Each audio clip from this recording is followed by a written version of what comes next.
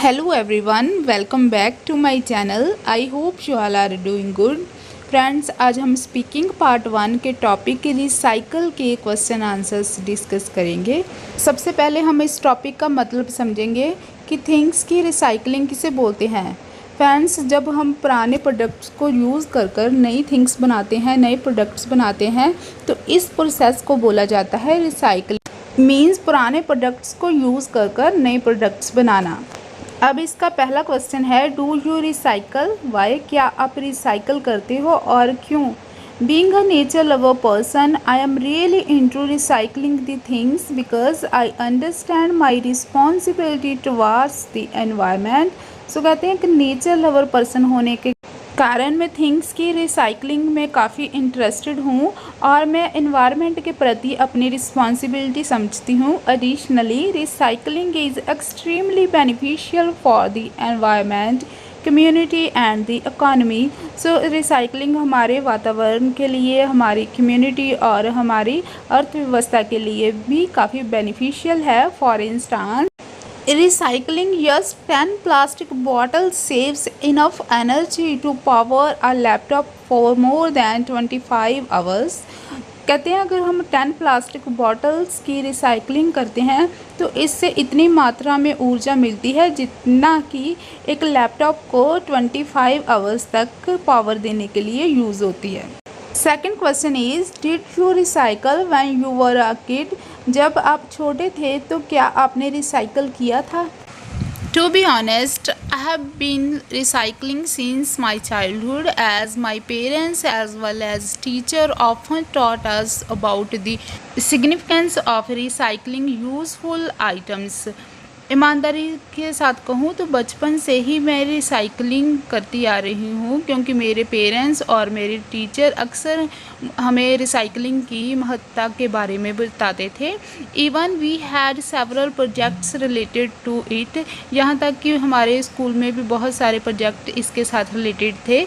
I vividly remember I recycled the bottles as pots for plants and used left over food for pet food as I was told by my parents to do that।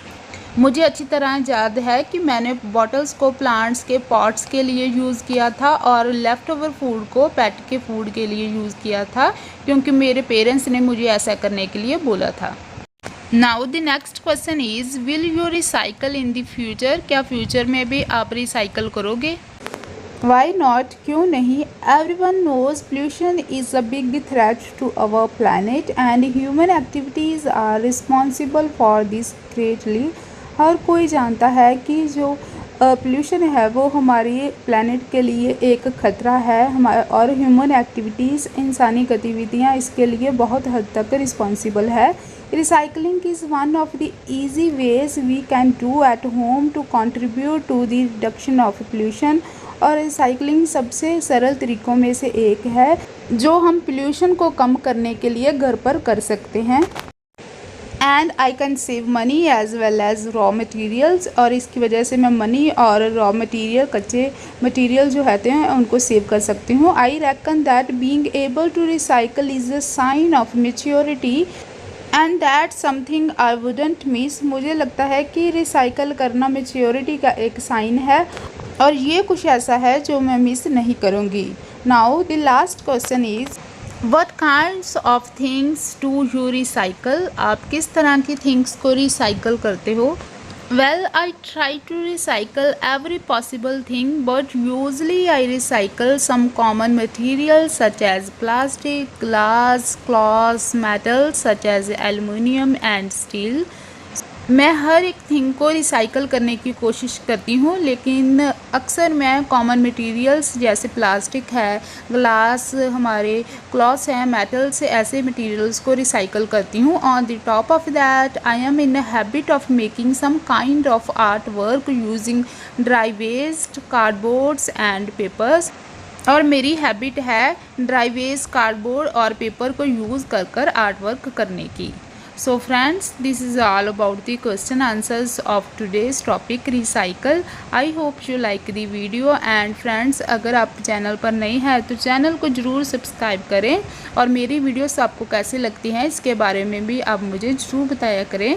चलिए friends, अब मिलती हूँ एक नई video के साथ। Till then bye bye, take care.